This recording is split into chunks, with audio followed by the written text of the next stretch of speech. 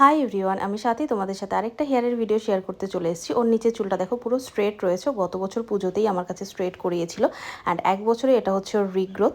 আর স্ট্রেটটা দেখলে তো পুরো যেরকম এটা সেরকমই রয়েছে।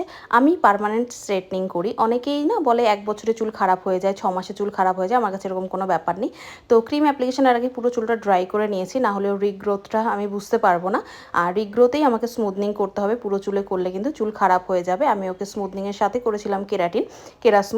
তার জন্য পুরো চুলটায় দেখো ইভেন একটা শাইন এসছে অ্যান্ড চুলটা আগের বারের চাইতেও বলছিল আগের বারের চাইতেও চুলটা অনেক বেশি ভালো হয়েছে। সবাই বলো সেকেন্ড বার করলে নাকি চুল ড্যামেজ হয়ে যায়, ড্রাই হয়ে যায়, বাট আমার ক্লায়েন্ট বলেছিল সে আরও অনেক বেশি স্যাটিসফাইড এবার করে, কারণ সে এবার কেরাসমুথ নিয়েছিল, কারণ বাড়িতে অত মেনটেনেন্স করা সম্ভব না। আর ও এসেছিলো খর্দা থেকে, ও চলেও যাবে, তো ওকে কিন্তু ওয়ান ডে ওয়াশও আমি দিয়েছি। তোমাদের কেমন লাগলো ভিডিওটা অবশ্যই জানিও, চ্যানেল সাবস্ক্রাইব করতে